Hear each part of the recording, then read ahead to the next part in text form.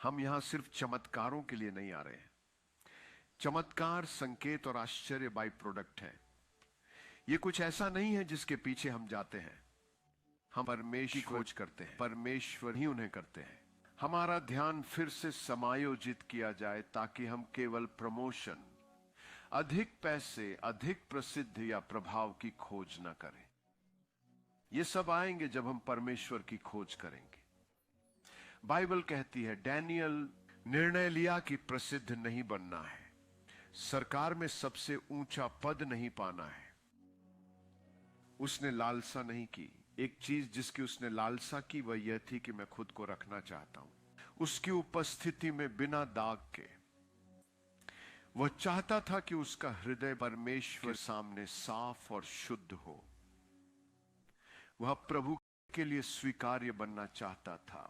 Bible बात करती है सम्मान के पात्र, अपमान के पात्र। इसे याद रखें, दोनों पात्र घर में है। कुछ अपमान के लिए, कुछ सम्मान के लिए। हम सब प्रभु के घर में हैं, लेकिन चुनाव आपका है। दानियाल के साथ शद्रक, मेसाक और अबेदनगो और भी कई युवा पुरुष थे जिन्हें यहूदी भूमि के राजसी परिवारों से बाबुल में लाया गया था। हम उनके बारे में कुछ नहीं पढ़ते हैं।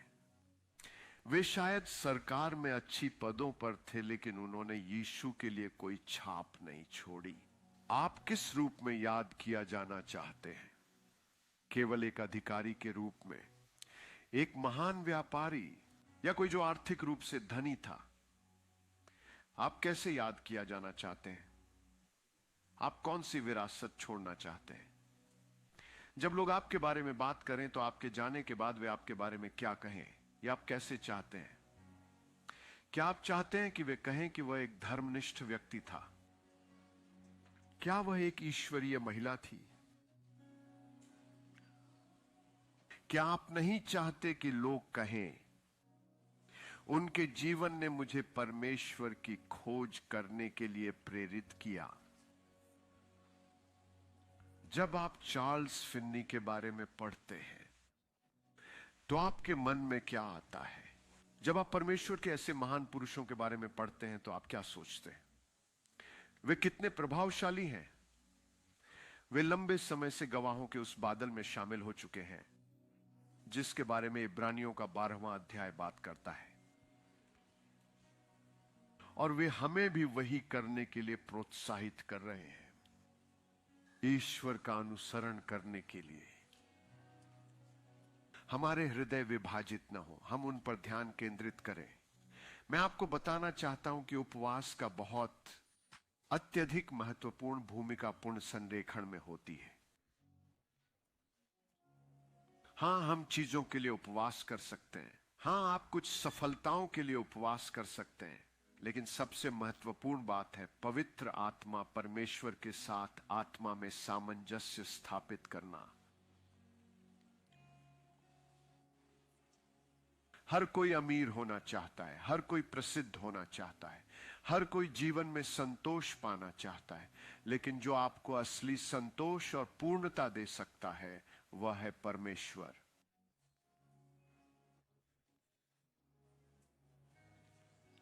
तो आपका ध्यान किस पर है? बाइबल कहती है कि उसने देखा कि उसे क्या प्राप्त करना है, महिमा, और इसीलिए वह क्रूस पर चढ़ाए जाने के लिए तैयार था।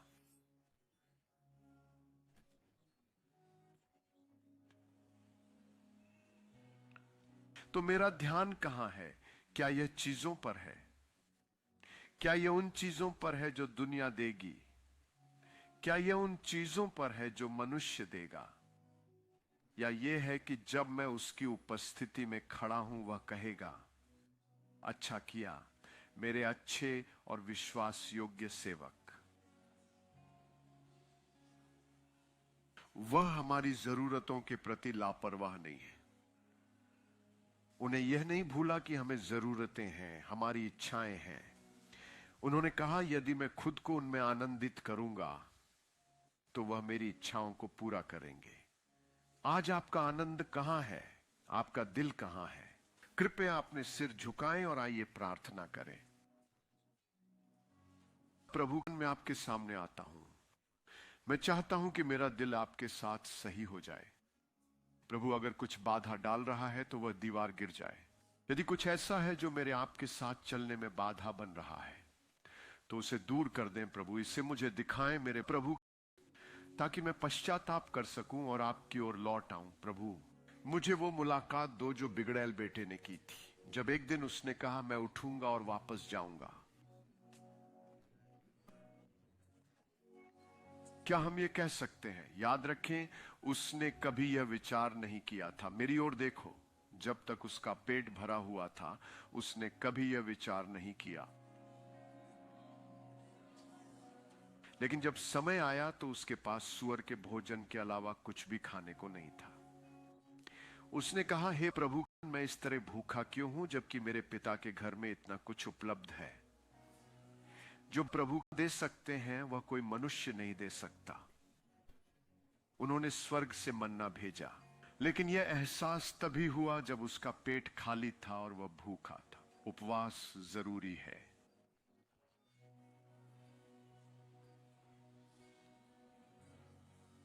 उपवास धार्मिक नहीं है। इसे धार्मिक चीज के रूप में न करें। आज सुबह मैं इसके बारे में सोच रहा था जब मैं प्रार्थना कर रहा था और तैयार हो रहा था, और मुझे यह विचार आया, बहुत से लोग उपवास करते हैं, बहुत से लोग कम से कम सप्ताह में एक बार उपवास करते हैं, लेकिन आप जानते हैं क्या? तकनीकी रूप से आप व्रत कर सकते हैं, लेकिन क्या आप आध्यात्मिक रूप से बढ़ रहे हैं? क्योंकि प्रभु आपकी भूख से प्रभावित नहीं होते, लेकिन यह महत्वपूर्ण है कि आप न खाएं, क्योंकि यह आपको इस सच्चाई का एहसास कराता है कि मनुष्य केवल रोटी पर ही नहीं जी सकता। तो मैं क्या कह रहा हूं? प्रभु, मुझे रोज जो भोजन देते हैं उसके लिए धन्यवाद, लेकिन मैं जिस पर जीवित रहता हूं और पनपता हूं, आपका वचन है, तो मेरा दिल सही आकार में नहीं है। मैं वो नहीं सुन पा रहा हूं जैसा मुझे सुनना चाहिए। मैं वो नहीं समझ पा रहा जो आप कह रहे हैं। प्रभु, कुछ गलत है, कुछ असामान्य है जिसे सही किया जाना है। प्रभु, मैं चाहता हूं कि आप कृपया उसे उजागर करें, अपनी रोशनी दिखाएं, ताकि मैं जान सकूं कि मेरी राह में क्या बाधा बन रहा है, क्या कारण है कि मैं समझ नहीं पा रहा हूं और सुन नहीं पा रहा हूं कि आप क्या कह रहे हैं। क्या आप उस दिन की कल्पना कर सकते हैं जब बेटे ने पिता के पास जाकर कहा, पिता, मुझे मेरा हिस्सा दे दो, मैं जा रहा हूं। कल तो कल्पना कीजिए कि आप पिता हैं। वह एक बड़ा बेटा है जो हर दिन नौकरों की सेवा में उस घर में रहा है। न केवल एक बल्कि कई नौकर। हर चीज जो उसने चाही थी पिता ने प्रदान की।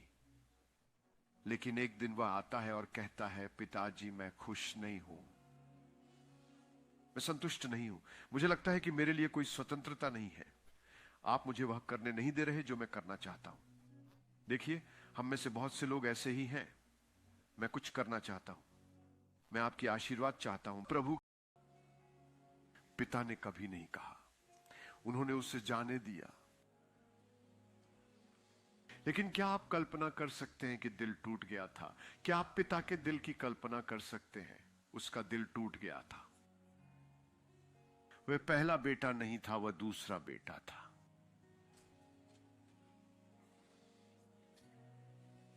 अक्सर छोटे लोग, छोटे बच्चे माता पिता के दिल को पहले वाले से ज्यादा जीत लेते हैं।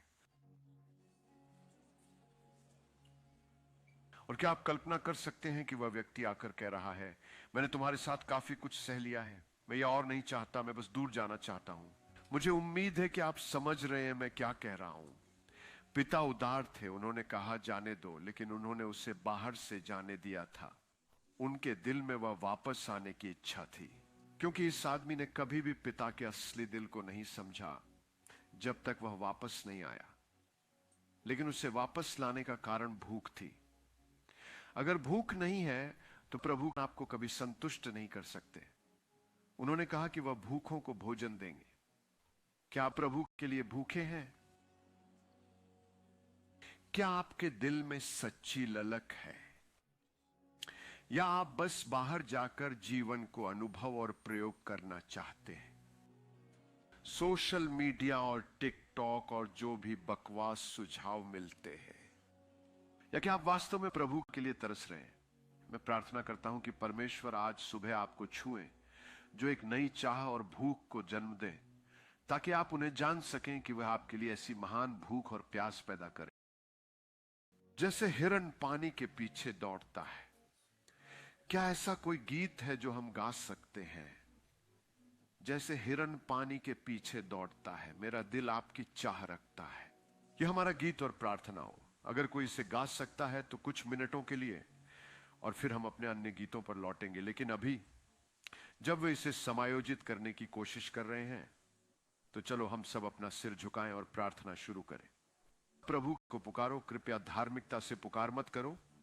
पुकार आपके दिल की गहराई से आनी चाहिए। यीशु, हम आपको पुकारते हैं। धन्यवाद।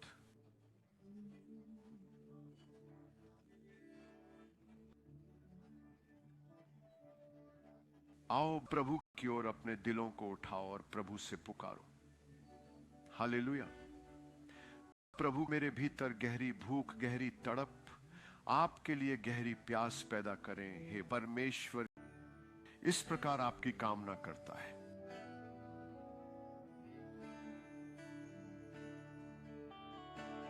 तुम